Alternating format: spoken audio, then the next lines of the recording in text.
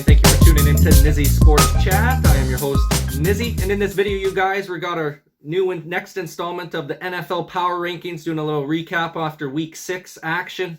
Pretty good slate of games that happened in Week 6 there, you guys. Classic Aaron Rodgers still owning them Chicago Bears. That was a hilarious moment in that game, you guys. Glad that the Green Bay Packers were able to pull out with the victory in that one. A lot of crazy games that took place over the weekend. Right real quick before we start breaking down our top 10 NFL Power Rankings after Week 6, you guys, if you can go ahead and like this video if you like sporting content like this. Go ahead and subscribe to the channel if you're looking for more sporting content like this in the near future. Been getting a lot of support from you guys lately, and I greatly appreciate it.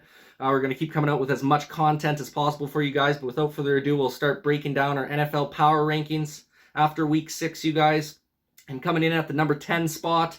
Now, this one was a tough one. There's a couple teams that could have been in this spot, but after what this team had gone through during the week, coming up to the Week 6 game there, and being able to pull out the victory, I thought that they deserved to be in the top 10 here, and that's the Las Vegas Raiders, you guys, moving up to 4-2 on the season. Big time win against the Broncos, obviously. John Gruden's gone as the head coach now for the Raiders. That's a story for another time with all of that debacle going on within that organization. But nonetheless, the boys came out and played hard, played physical, and just pretty well dominated the Denver Broncos. The Broncos tried making it close later on in the game, but it just wasn't enough. The Vegas Raiders were able to take it pretty handily there by a final score of 34-24. Henry Ruggs is looking outstanding this year. I mean, this guy is looking like one of the top deep threats in the league right now. His hands are incredible. He seems to not drop hardly anything anymore. Derek Carr's still looking phenomenal. Obviously, Josh Jacobs back in action, being fully healthy, helps out a lot. The defense is much improved. I think the Vegas Raiders still got an opportunity to make a playoff spot here. We're going to have to see how they go. It's going to be a week-to-week thing with this team. See if they're still going to have some of that juice after, obviously, having an interim head coach and everything like that. Coming in for his first game over the weekend. We'll see if that juice is kind of still flowing going into Week 7 here. But nonetheless, I got him in the number 10 spot for now, you guys, in the Las Vegas Raiders. Number 9, huge win that they got against the Buffalo Bills over on Monday Night Football, you guys. I got to go with the Tennessee Titans in the 9 slot. They finally getting cracked up into the top 10 there again with a 4-2 record on the season. Big time win over the Buffalo Bills over the weekend, you guys. 34-31 the final. Obviously, we all know of the botched 4th down play. Josh Allen slipped on the 4th down and wasn't able to get the 4th down in the red zone there to basically ice it over the Tennessee Titans with either a touchdown or to tie the game with a field goal to push it into OT. Nonetheless, they ended up missing that 4th down. Big time stop by the Titans. Pretty much sealed the deal right there for him. Derrick Henry, 3 touchdown night. Just absolutely outstanding, this guy. I mean, this dude is easily, hands down, the best back in the league. He's already on a Hall of Fame path the way he's going. If he keeps it up here, man, he might be one of the greatest running backs of all time, if not the greatest running back of all time, if he can keep this pace up. Just outstanding. He's on pace for another 2,000-yard season. Just a touchdown machine as well. His speed is incredible. I can't believe how fast the guy is, especially when you've seen him split the safeties there on that one, I think it was a 75-yard touchdown run. And just the fact that he has that top-end speed to be able to get away from the secondary players of the Buffalo Bills is just outstanding for a guy of his size. Like I said, hands down, best back in the league right now. One of the better backs of all time, in my opinion. That's why I got Tennessee in the 9 slot, you guys. And then in the number 8 slot, they absolutely dusted up the Lions in Week 6 there. We got the Cincinnati Bengals making the list here at 4-2 record. Ended up beating the Lions by a final score of 34-11. The connection between Joe Burrow and Jamar Chase is very fluid so far to start off this season. These guys you can tell that they got that continuity and that chemistry from their college days playing together. It's a huge pickup for the Cincinnati Bengals there. Obviously, there was a little bit of a question mark, them drafting Jamar Chase, taking him in the 1st round there with their 1st overall pick, instead of taking an offensive lineman to give Joe Burrow a little bit of extra protection. And it looks like it's paying off handsomely right now with Jamar Chase just being an absolute stud so far this season. Their defense looks much improved as well with guys like Jesse Bates on the back end. So I like what I've seen from Cincinnati so far this season. That's why I got them in the number 8 spot, you guys. Going over to the number 7 spot, dropping back. I had them in the number 2 slot last week. They're back to number 7, you guys. And that is the Buffalo Bills. A little bit of a tough go against the Titans there. allowed the Titans. It was a kind of a back and forth affair there. Both teams are kind of swapping back and forth with the lead changes. Obviously, they had that fourth down turnover where they were unable to pick up the fourth down with Josh Allen slipping there. Pretty unfortunate. Otherwise, I think they would have won that game if they pick up that first down. So yeah, that's why I got them drop back a little bit. Obviously, they still got a top-end defense, top-end offense. Still a great team all around. That one was just came down to one or two plays against the Titans. Unfortunately, those plays didn't land in their favor. But nonetheless, I definitely expect the Buffalo Bills to bounce back and be a contender for the championship this year. So I still got them in that 7 slot for now. I'm sure they'll be moving up here in the weeks to come. And in the 6 slot, you guys, we got the Dallas Cowboys, 5-1 on the season. Been outstanding since that loss to the Patriots, or not the Patriots. Sorry, I'm thinking Tom Brady and the Patriots here. They beat the Patriots last week. They lost to the Bucs in week 1 and Tom Brady there with the Tampa Bay Buccaneers. And that was a game that they could have won as well. So they could potentially be 6-0 right alongside Arizona right now if they hadn't lost that game to the Tampa Bay Buccaneers. But nonetheless, Dallas has been outstanding on both sides of the football so far this season. The only reason I got them at 6 and not in like the top 3 right now is because of their coaching.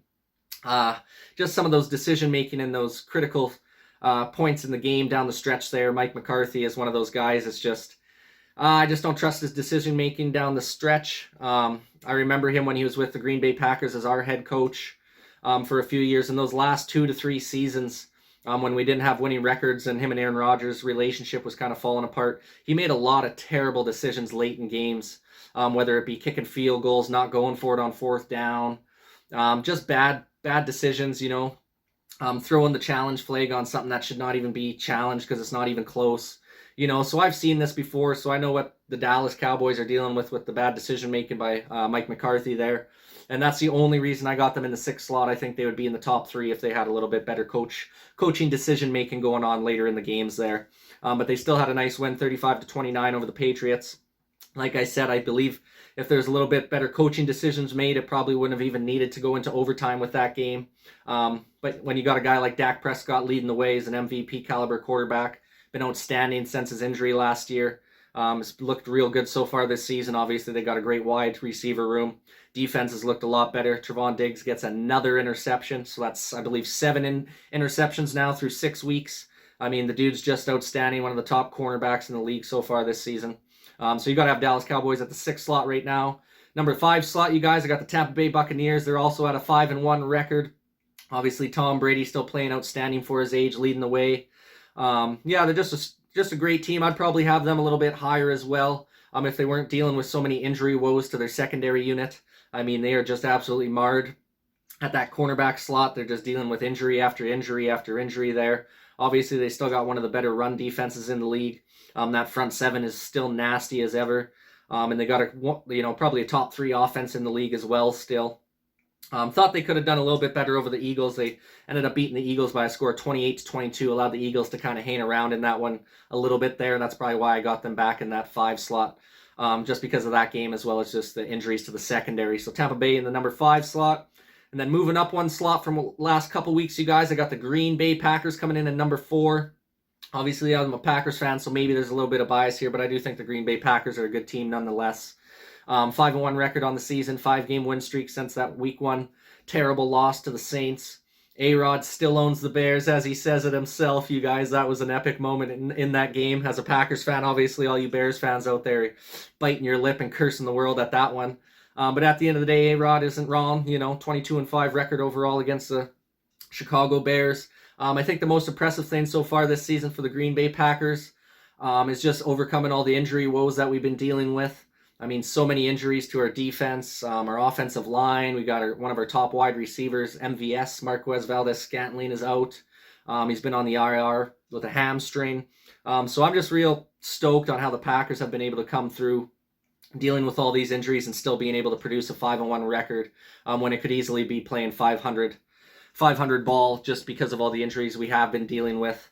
I have no doubt if we had all of our guys healthy week 1, we might have been able to pull out that victory as well. But that was just a dud of a game regardless. Saints deserved to beat us week 1. Since then, we've really stepped it up, looked a lot better, and been overcoming all the injury woes, which is quite impressive as well. So that's why I got the Green Bay Packers in the 4 slot.